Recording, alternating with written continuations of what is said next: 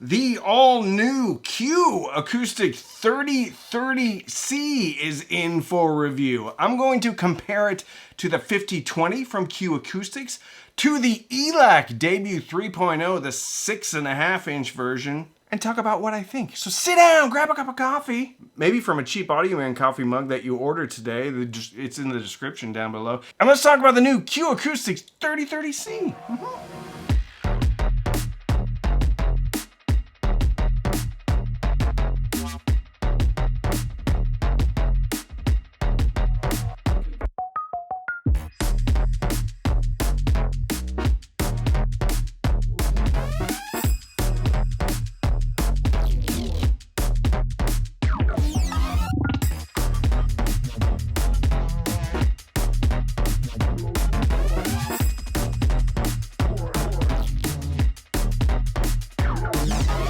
Q Acoustics has been around for a while and they've made very good speakers, especially in the 3000 series.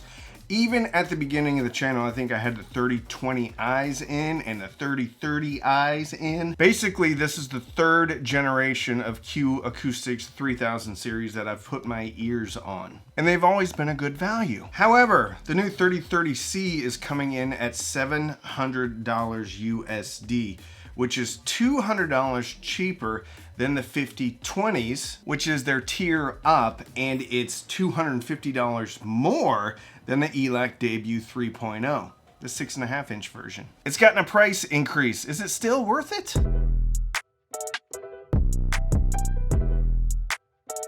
Back in that bag again. Whoa, yeah. Hey.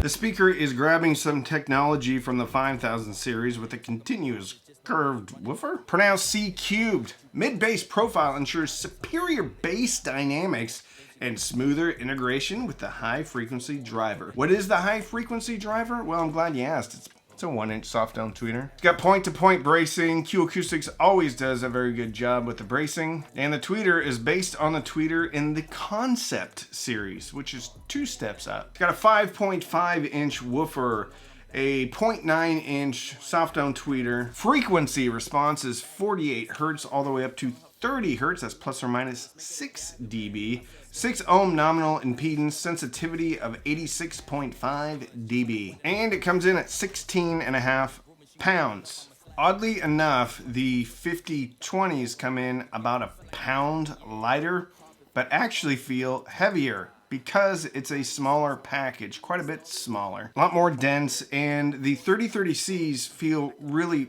front heavy, which means it doesn't feel like they've got a lot of weight. It doesn't seem centered. So it feels like it's not going to fall off the stands, but it does feel quite a bit different when you grab the 3030Cs versus the 5020s. Or even the ELAC Debut 3s, which come in at 17.3 pounds a piece. Similar specs on the ELAC, 6 ohm impedance, sensitivity 87 dB, has a frequency response goes down to 42 Hertz all the way up to 38,000 Hertz, plus or minus 6 dB again. The new 3030Cs are good looking. They have curvy, they have a vinyl wrap, very cool binding posts on the back, and a cool little plate that goes around the tweeter and the woofer. How do they sound?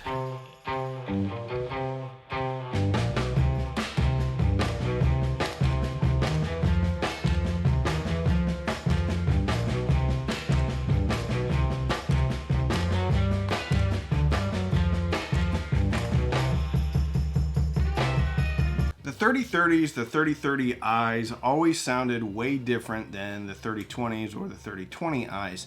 The 3020s sounded more neutral, while the 3030s sounded like if there was a party speaker that Q Acoustics made, it would be the 3030i and kind of the 3030C. However, I think the 3030C is a little bit more behaved than the 3030i, but it still likes to party. I had these hooked up to the Advanced Paris A10, I have to think about it for a second. Advanced Paris A10 Classic with the Weem Ultra running streaming duties. I had the Weem Ultra running a digital output into the Geshelli Labs Daisy DAC, Very expensive, that $1,300 DAC. So I had some really good electronics on this.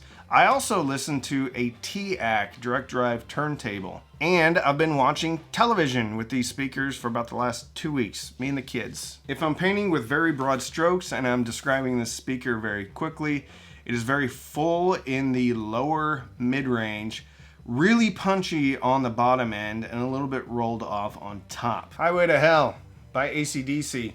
That song on a lot of speakers comes in really crunchy with the guitar and then almost thin with the bass drum.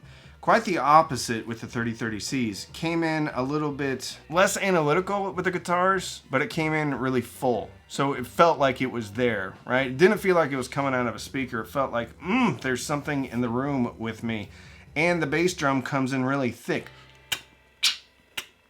And I like that sound. Killing Strangers by Marilyn Manson. Oof, that thing has got some bass on the bottom. And I was pushing these things really hard. Got some excursion from the woofer. And the rear port was blowing a whole bunch of air onto my curtains in the background. I always get a kick out of that when that happens. I don't know why. But I think Killing Strangers, I think that whole record, The Pale Emperor, is a very good record, and I think it's well recorded. And Marilyn Manson does some stuff in his voice throughout that song, and I couldn't hear it as well as I could on other speakers because of kind of that rolled off nature on top and the overly thick lower mid-range upper bass, really around the 300 hertz area. And later I'll show you the EQ that I put on the Ween, that I got these speakers to be exactly where I wanted them to be, but not messing around with anything out of the box. You're gonna lose some mid-range detail in vocals, both male and female, probably male vocals a little bit more, especially if they're baritone E voices. But depending upon what type of sound you're going after, that may be exactly what you want. Chocolate Chip Trip by Tool. If you've never heard that on your speakers, you really need to check it out, because that's what I use for soundstage and imaging, because there's a drum line. Pretty much the whole song just kind of goes from left to right, right to left, and it will go well outside of the speakers depending upon how the speakers soundstage and image. Most of soundstage and imaging, in my opinion, is really kind of how your room is set up. If you have consistent side walls, consistent rear wall, a lot of times you're going to get great soundstage and imaging out of just about any speaker. However, I did notice kind of a pretty significant difference between the ELAC Debut 3.0s and the 3030Cs when it came to soundstage and imaging.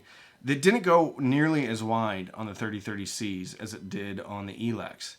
With that said, though, I felt like the image as it was moving was more locked in with the 3030Cs than it was with the Debut 3.0 from ELAC. And when I compared it to the Q Acoustics 5020, they also seemed a little bit closed in comparison. I think there's a different tweeter on the 5020s than the 3030Cs. These things have the ability to play loud. So I got these well into the 90s and they held together just fine.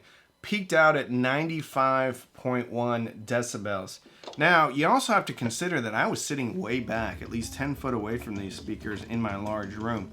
So for them to be able to hit 95 dB peaks while still maintaining their sound signature, it's pretty good. It speaks to the build quality of this speaker. Most of the times, a bookshelf speaker starts to fall apart well below 90 dB in my living room. Now, that's about as much as you're gonna get, because I was pushing it and it did start to break down just a little bit, but considering how loud that was playing, that's probably the best bookshelf speaker that I've had in the living room as far as holding itself together at louder volumes.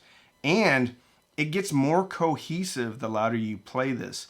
I think this speaker sounds better at 80 dB than it does at 70 dB. And some warmer speakers, ELAC included, as you get them louder, as you pump more power through them, the sound signature starts to balance itself out.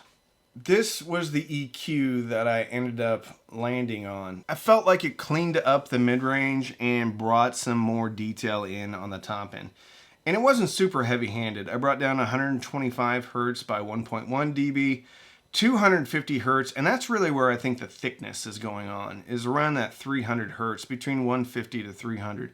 Brought down 250 by 1.2 dB, brought down 2K by 1.1 dB, and then I lifted up 8K and 16K by 1.4 dB and 2.2 dB. I call that the old man secret. 8K and 16K. Got to pump that up. A lot of us have a little bit of hearing loss in that 8K and 16K region. When I used this EQ, I really thought that the speakers sounded very good. Now, I'm not saying these speakers sound bad. I'm just saying they're a little bit rolled off on top and a little bit bloomy, thick, a little bit of a pot belly around that 300 hertz area. There's nothing wrong with that. We're not going to body shame here.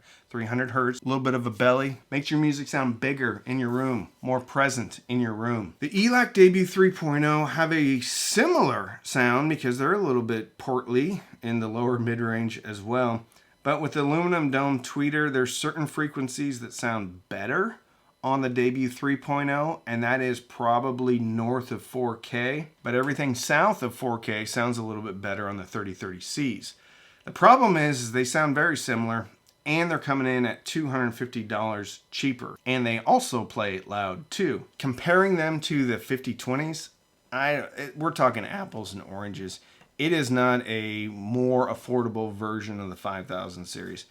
The 5000 series has such a cohesive mid-range, a very musical mid-range, very dynamic speaker. The 3030C seems like it's a party speaker.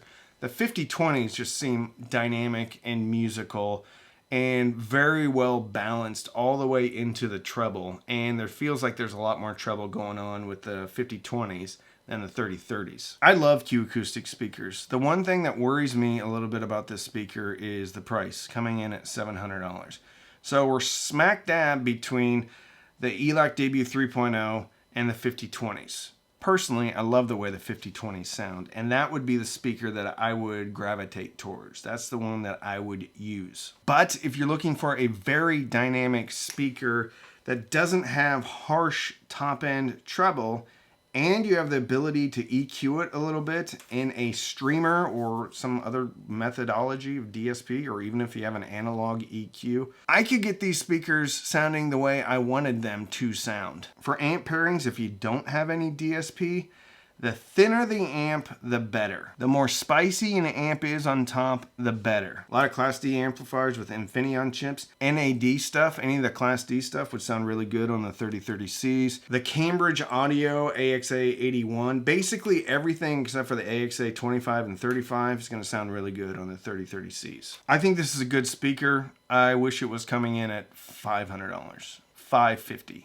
But I get it, because the 3030Is, the previous generation that's selling right now, that's coming in at $550, but maybe $600. And historically, the 3000 series does have a tendency to go on sale. I think it's priced too close to the 5020s and too expensive from the ELAC Debut 3.0s. But it doesn't take anything away from Q Acoustics, because I love the company. And if you're after a very dynamic speaker that's a little bit rolled off on top, then you should really consider the Q Acoustics 3030Cs. If you like this video, you need to check out my top 10 speakers, regardless of price. I will put it right here. Also check out my Patreon, patreon.com/cheapaudioman, to become part of the best hi-fi community on the planet. You can also buy a coffee mug. It's got Rocktopus on the front, and on the back it says binge, listen, and fill your soul with happiness. So don't binge watch anything on Netflix or Hulu.